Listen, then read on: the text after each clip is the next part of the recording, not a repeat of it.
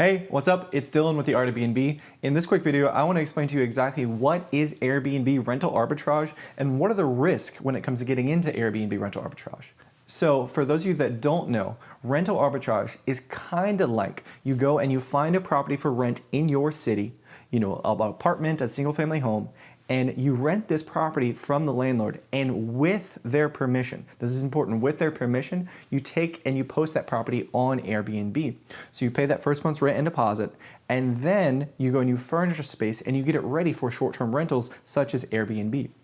Now, traditionally in real estate, when we're thinking about going and acquiring a property and either using it to have tenants or to do with Airbnb or short-term rentals, we have to go and we have to we have to go and buy the property, have our realtor, all of that stuff. But what rental arbitrage allows us to do is it's quick and it's seamless. You literally have to just go find the property, you sign the lease, and it's yours. While if you're buying the property, think of all the money you have to put down, right? You have to usually put 20% down. Sometimes that's $20, $40, even $50,000 down just to get a property, and then you're going to be making, whatever you're going to be making on it if you're choosing to go the tenant route or the Airbnb route.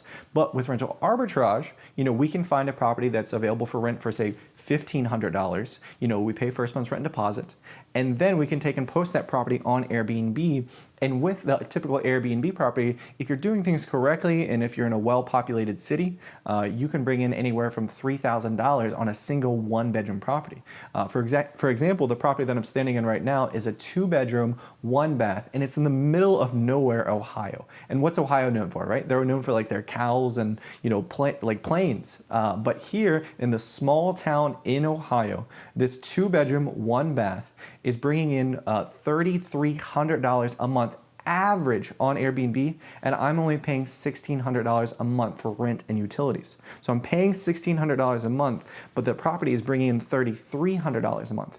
That means I'm pocketing $1,700 a month. I've actually been doing this for the past 3 years, and this is how I have all 12 of my Airbnb properties. So with my 12 Airbnb properties, they are all operated through rental arbitrage. What this allows me to do is I can quickly and easily go acquire properties, and all I have to do is go and sign a lease with a landlord and get their permission, and I can take and post that property on Airbnb. It's just this really cool loophole that is available right now for people that don't necessarily have $20, $40, $50,000 to go put down on a property and buy a property. You can get into rental arbitrage with a quick, $5,000 to $10,000 depending on where you live.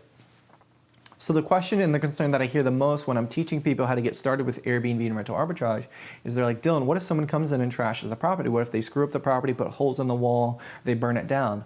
Well, cool thing about when you use Airbnb as your hosting platform, they actually have $1 million guarantee. So if anything happens to the property that you have posted on Airbnb, and if a guest books and they trash it, they screw up everything, they will cover damages and insurance all the way up to $1 million. So Airbnb has $1 million guarantee to cover anything that goes wrong while a guest is staying in the space. The second concern that I hear the most, and they're like, well, this is a big risk, is what if I sign a property, but then I'm not actually getting bookings, right? What if I put this money down and I get the property all together, but then I actually am not making enough money to actually pay rent? What do I do then? And for this I say, I've been doing Airbnb for the past 3 years, right? In my 3 years tenure, this is over 800 days as an Airbnb host, I've only had 1 month, a single month in the entire 3 years with all of my Airbnb properties where I didn't make rent. And this was my first year, this was my 3rd month as an Airbnb host. And I didn't know what I was doing. I didn't know how to operate things, I didn't know how to optimize. But here's where you get the unfair advantage, because I'm able to share the tips and the tricks that I've learned over my past 3 year tenure here on this channel. So if you just consume this channel, if you're thinking about getting an Airbnb, watch these videos. I'm plugging myself here, but this will really help you if you just kind of comb through these videos. If you're thinking about getting an Airbnb, there's nothing better than learning from someone that's already gone down the path, right? And I wish I had that when I was getting in, because I just kind of dove in, and it's like when you dive into a pool and there's no water, you just kind of hit cement, right? And luckily I was able to stand back up and kind of get things going. But that first year was kind of rough when I wasn't, when I didn't know exactly what I was doing. I think I did the numbers, and like my first year as an Airbnb host, I pretty much left about 10 grand just sitting on the table as far as, not knowing how to optimize that calendar, not knowing how to handle all the bookings, what my cleaning fee and all that stuff should be, which we'll cover that more in other videos. So those are the risks that I hear come up time and time again. Of course, there's other little things that are always going to go into your Airbnb and things that are going to come up.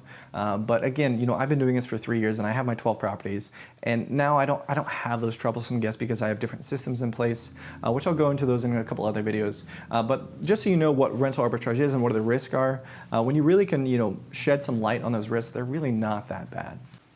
So if you found this content helpful, go and smash the like button, click the subscribe as well. I'll be posting out videos every 2 weeks or so. I'd love to hear your questions about Airbnb. If you're thinking about getting an Airbnb or rental arbitrage, what are your questions? I'd love to help answer them. Go ahead and comment them below, and I'll see you all in the next video.